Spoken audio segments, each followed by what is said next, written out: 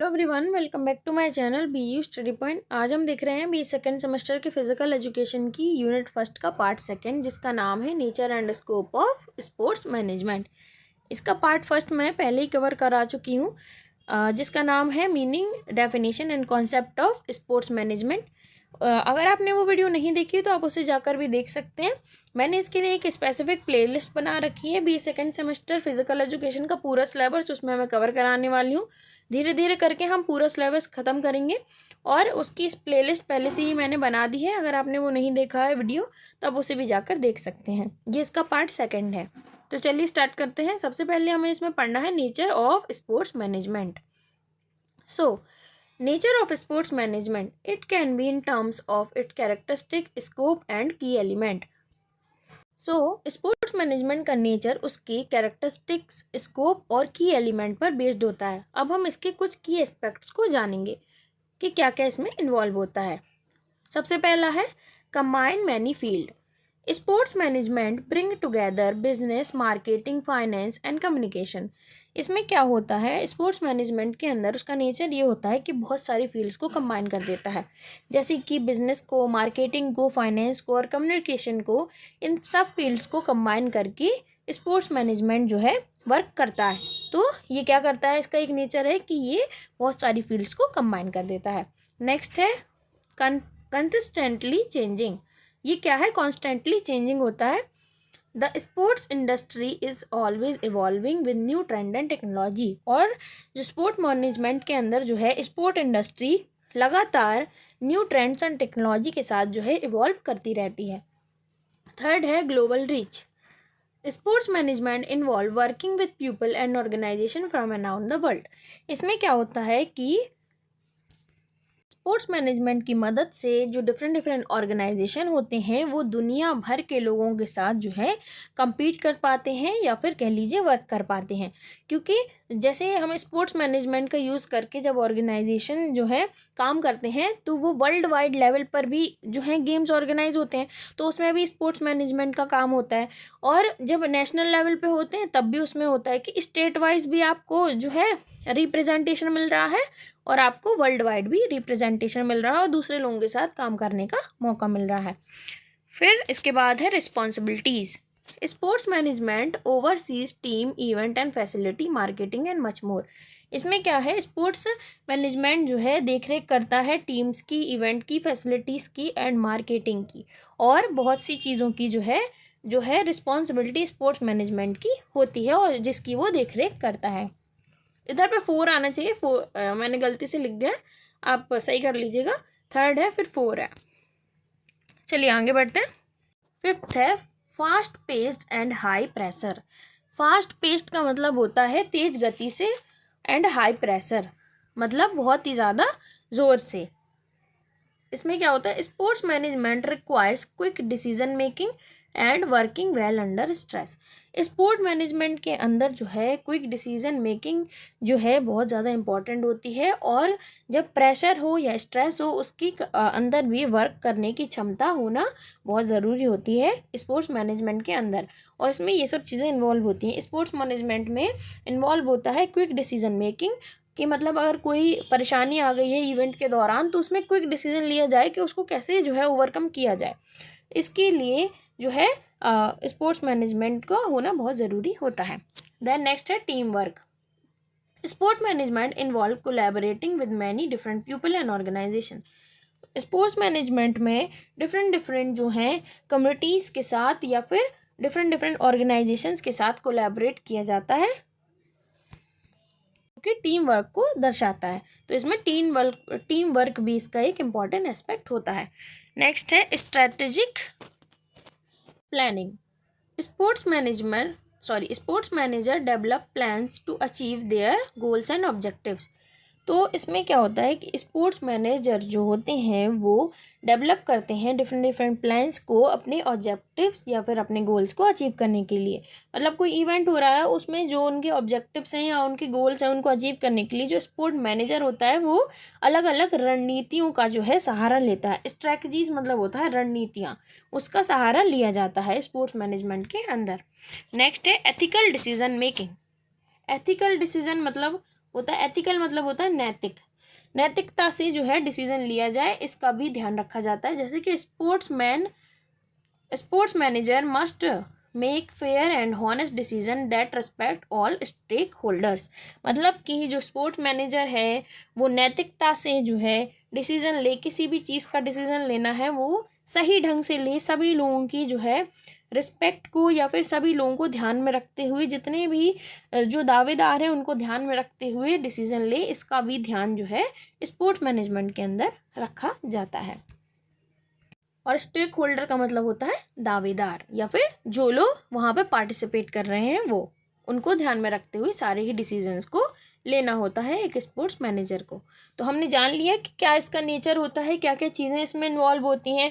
जैसे कि हमने जाना कि क्या नेचर होता है स्पोर्ट्स मैनेजमेंट का, कि ये बहुत सारी फील्ड्स को कंबाइन करता है, चेंज होता रहता है टाइम के साथ, ग्लोबल रीच होती है, इसकी रिस्पॉन्सिबिलिटीज़ भी होती हैं कुछ इसकी, और तेज़ गति से जो है ये काम करता है, टीम वर्क इसमें देखने को मिलती है हमें, और रणनीति जो है इसमें अपनाई जाती है, मतलब स्ट्रेटेजिक प्लानिंग्स अपनाई जाती है और नैतिकता से डिसीजन लिया जाता है।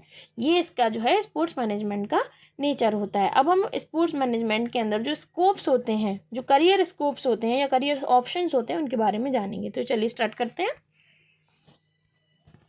Scope of sports management. So here are various scopes और career options in the field of sports management। बहुत सारे जो हैं careers options या scopes होते हैं sports management की field के अंदर। these are sports manager. सबसे पहला है स्पोर्ट्स मैनेजर। एक जॉब होती है स्पोर्ट मैनेजर की, जो क्या करता है, overseas the business side of sport team event and organisation. Sport manager क्या करता है, बिजनेस साइड को जो है देख रेख करता है, बिजनेस साइड की किसी स्पोर्ट टीम, ऑर्गेनाइजेशन या इवेंट में हो रहे जो बिजनेस प्रोसेस होती हैं उन पे जो है ध्यान रखता है कौन, स्पोर्ट्स मैनेजर। फिर है इवेंट कोऑर्डिनेटर, मतलब plans and coordinate sport event, tournament and festival. Event coordinator का काम क्या होता है, ये प्लान करता है, कोऑर्डिनेट करता है टूर्नामेंट और फेस्टिवल्स को। थर्ड है फैसिलिटी मैनेजर। फैसिलिटी मैनेजर क्या करता है, manages the day to day operations of sport facility, stadium and arenas. क्या है इसमें, फैसिलिटी मैनेजर का काम होता है जो day to day activities involve होती हैं किसी स्पोर्ट इवेंट में। जैसे कि कोई इवेंट है वो 6 डेज़ के लिए ऑर्गेनाइज हुआ है, तो डे टू डे एक्टिविटीज़ जो इन्वॉल्व होंगी उसमें, या जो ऑपरेशंस इन्वॉल्व होंगे, क्या खेलना है क्या नहीं खेलना है, कौन से इवेंट कब हेल्ड होंगे कब नहीं होंगे, कितने टाइम में होंगे, कितना इसमें टाइम लगेगा, कौन से टाइम में कौन सा इवेंट होने वाला है, ये सब चीज़ें कौन मैनेज करता है, फैसिलिटी मैनेजर जो है मैनेज करता है। देन है sport journalist. Sport journalist cover sports news event team as a writer, reporter और ब्रॉडकास्टर। मतलब स्पोर्ट जर्नलिस्ट का काम होता है कि स्पोर्ट्स न्यूज़ को जो है कवर करना और इवेंट और टीम के बारे में जो है दर्शाना, मतलब अपनी जो न्यूज़पेपर या चैनल है वहाँ पर उसे ब्रॉडकास्ट करना, ये स्पोर्ट जर्नलिस्ट का काम होता है। Sport educator. स्पोर्ट एजुकेटर का काम क्या होता है, टीचर्स स्पोर्ट्स मैनेजमेंट, मार्केटिंग और related courses eight university level. Sport educator मतलब है कि ये स्पोर्ट एजुकेटर आप मान लीजिए टीचर होते हैं, ये प्रोफेसर्स होते हैं जो कि स्पोर्ट्स मैनेजमेंट के बारे में पढ़ाते हैं, मार्केटिंग के बारे में पढ़ाते हैं और इससे रिलेटेड कोर्सेज के बारे में पढ़ाते हैं। कहाँ पर, कॉलेज लेवल पर या यूनिवर्सिटी लेवल पर। देन है स्पोर्ट कंसल्टेंट। स्पोर्ट कंसल्टेंट का काम क्या होता है कि it provides expert advice to sport team, event and organisation on business, marketing and operational matter. Sport consultant का जो काम होता है वो होता है कि किसी भी जो टीम है, स्पोर्ट टीम है, उनको बिजनेस, मार्केटिंग और ऑपरेशनल मैटर्स पर उनको जो है सहायता प्रदान करना, मतलब उनका सलाहकार बनना कि कैसे आपको क्या चीज़ें करनी है, किसका स्पॉन्सरशिप आपको लेना है, किसका नहीं लेना है, किस टीम के साथ आपको कोलैबोरेट करना है, ये सब चीज़ें जो है उन्हें एक स्पोर्ट कंसल्टेंट ही समझाता है। कुछ मॉडर्न और ग्रोइंग करियर्स जो हैं अभी स्पोर्ट मैनेजमेंट के अंदर जो उभर कर आ रहे हैं उनके बारे में अब हम जान लेते हैं। पहला है स्पोर्ट एनालिस्ट। स्पोर्ट एनालिस्ट क्या करते हैं, analyse data to help sport team और organisation to make inform decision. ये डाटा को एनालाइज करते हैं और स्पोर्ट टीम्स को या ऑर्गेनाइजेशन को किसी भी पर्टिकुलर या फिर सेंसिबल डिसीजन को लेने के लिए जो है ये उनकी हेल्प करते हैं। मतलब विश्लेषण देते हैं उन्हें कि आपको किस चीज़ में इन्वेस्ट करना चाहिए, किस जगह पे आपको जो है अपनी मार्केटिंग प्रोसेसेस की मैं बात कर रही हूँ, उसमें जो है आपको कहाँ पर अपनी जो है इन्वेस्टमेंट करनी चाहिए। मतलब कहाँ पे आपको स्पॉन्सरशिप्स लेनी है, कौन सी टीम्स को देनी है, या फिर अगर आपको जैसे कहीं से स्पॉन्सरशिप मिल रही है तो उसका कहाँ आपको किस तरीके से यूज़ करना है, वो किस तरीके से दर्शाना है, और उसमें आपको कितना फ़ायदा है कितना नहीं है, ये सब एक स्पोर्ट एनालिस्ट आपको समझाता है। एनालिस्ट मतलब ही विशेष विश्लेषक होता है। अब नेक्स्ट है sports marketing manager. Develop marketing campaign to promote sport team event and product. Sport marketing manager क्या करता है कि मार्केटिंग की कैंपेन्स को डेवलप करता है और स्पोर्ट टीम्स को, इवेंट को, प्रोडक्ट्स को उनके जो है प्रमोट करवाता है। मतलब मार्केटिंग प्रोसेसेस इसमें इन्वॉल्व होती हैं, वही स्पॉन्सरशिप वगैरह की चीज़ें जो हैं इसमें इन्वॉल्व होती हैं, और ये स्पोर्ट टीम्स को भी प्रमोट करवाता है। जैसे कि आपने देखा होगा कि हमारे यहाँ सबसे ज़्यादा लोकप्रिय तो क्रिकेट है, तो उसमें आपने देखा होगा कि जो उसके बैट्समैन्स होते हैं, मतलब जो उसके प्लेयर्स होते हैं, उनका जो है टीवी पर भी ऐड आता है, तो वो अपनी खेल को भी प्रमोट करते हैं उसमें और उनके प्रोडक्ट को भी प्रमोट करते हैं। दोनों चीज़ों का प्रमोशन जो है मिलजुल कर होता है। तो यही एक स्पोर्ट मार्केटिंग मैनेजर जो है इन सब चीज़ों में उनको सलाहकार जो है उनका बनता है, इन्हीं सब चीज़ों में उन्हें समझाने के लिए। नेक्स्ट है digital media specialist. Digital media specialist create and implement digital media strategies for sport team and event. Digital media specialist, आजकल डिजिटल जो है सबसे ज़्यादा इंपॉर्टेंट हो गया। डिजिटल मीडिया मतलब सोशल मीडिया मान लीजिए, वो सबसे इम्पॉर्टेंट हो गया है। तो डिजिटल मीडिया स्पेशलिस्ट क्या करता है कि ऐसी डिजिटल मीडिया स्ट्रेटजीज को जो है इम्प्लीमेंट करता है ताकि लोगों का जो इंटरेस्ट है, मतलब जो स्पेक्टेटर्स या फैंस हैं उनका इंटरेस्ट है, वो स्पोर्ट की तरफ बढ़े। और ऐसी जो है वो वीडियोस को पोस्ट करवाएगा टीम मेंबर्स से, जो लोकप्रिय प्लेयर हैं उनसे वीडियोस पोस्ट करवाएगा, ये बतवाएगा, मतलब या फिर उनसे कहलवाएगा कि देखिए ऐसा इवेंट होने वाला है, अभी आपको आना है। तो जो उनके फैंस हैं वो अट्रैक्ट होंगे उससे, और ये दर्शाया जाएगा कि गेम कितना अच्छा होने वाला है, कितने अच्छे अच्छे प्लेयर खेलने वाले हैं, इवेंट एकदम चेयरफुल रहेगा, एकदम मज़ेदार रहने वाला है, रिक्रिएशनल चीज़ें होंगी। तो इसलिए जो है डिजिटल मीडिया का यूज़ किया जाता है ताकि ज़्यादा से ज़्यादा फैंस को अट्रैक्ट किया जा सके और उसकी लोकप्रियता को बढ़ाया जा सके एक पर्टिकुलर इवेंट की। नेक्स्ट है sports agent. Sport agent, sport agent क्या करता है? Represent athlete in contract negotiation, sponsorship deals and other businesses. Sport agent क्या करता है कि जो एथलीट्स होते हैं उनको कॉन्ट्रैक्ट नेगोशिएशन में या स्पॉन्सरशिप्स की डील दिलवाता है। मतलब जैसा कि मैंने आपको बताया कि कोई लोकप्रिय प्लेयर है तो उसके लिए कौन से स्पॉन्सरशिप्स आएंगे और कैसे उसे मिलेंगे, उन सब का नेगोशिएशन जो है ये स्पोर्ट्स एजेंट जो है करता है। ये काफ़ी रिस्कफुल जॉब होती है, काफ़ी मतलब इस पे बेस्ड होता है कि बहुत सारी चीज़ों में तो जैसे ऐसा होता है कि कंपनी और इस एजेंट के बीच जो है नेगोशिएशन हो रखा होता है कि एथलीट इस समय पे आपके इस प्रोडक्ट को इस्तेमाल करने वाला है या फिर इस तरीके से वो आपके प्रोडक्ट को दर्शाएगा। तो ये जो कॉन्ट्रैक्ट होता है ना, ये कंपनी और इस स्पोर्ट एजेंट के बीच में होता है और एथलीट को रिप्रेजेंट किया जाता है इसमें कि कैसे स्पॉन्सर करेगा वो उनकी प्रोडक्ट है उनको, और उनकी डील्स के बारे में समझाएगा। ये सब मतलब बिजनेस मैटर से रिलेटेड होता है और इसका काम भी पूरा बिजनेस मैटर से रिलेटेड होता है, किसका? स्पोर्ट एजेंट का। तो देखिए अब हमने सारे ही जो हैं करियर स्कोप्स को पढ़ लिया है। पहले हमने इसमें बेसिक करियर स्कोप्स को पढ़ा, अब हमने मॉडर्न को भी समझ लिया है। तो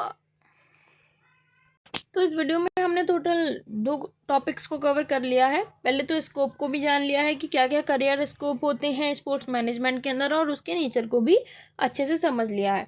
नेक्स्ट वीडियो में हम इसके एम एंड ऑब्जेक्टिव्स को कवर करने वाले हैं। उसके बाद आपकी जो यूनिट है, यूनिट फर्स्ट, ये पूरी तरीके से ख़त्म हो जाएगी और उसके बाद हम यूनिट सेकंड को भी स्टार्ट करेंगे। अगर आपने अभी इससे पहले की वीडियोस नहीं देखे हैं तो आप उन्हें भी जाकर देख सकते हैं। मैंने इसके लिए एक स्पेसिफिक प्लेलिस्ट बना रखी है, तो आप उसे विजिट कर सारे ही वीडियोस को देख सकते हैं।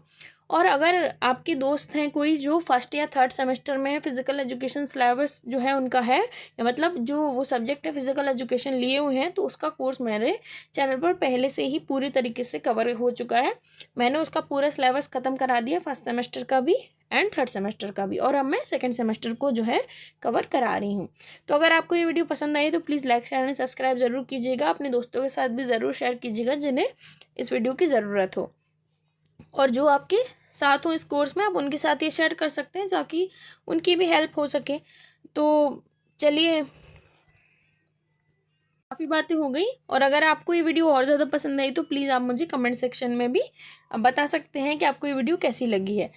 तब तक के लिए आप इन सब चीज़ों को पढ़िए, समझिए, और आप चाहें तो इनकी नोट्स भी बना सकते हैं, क्योंकि नोट्स बनाने से काफ़ी आसान हो जाता है पेपर के टाइम पर, आपको बार बार वीडियो खोल कर नहीं देखना पड़ता है। तो अगर आपको मन हो तो आप नोट्स भी बना सकते हैं या फिर एज इट इज़ भी पढ़ सकते हैं।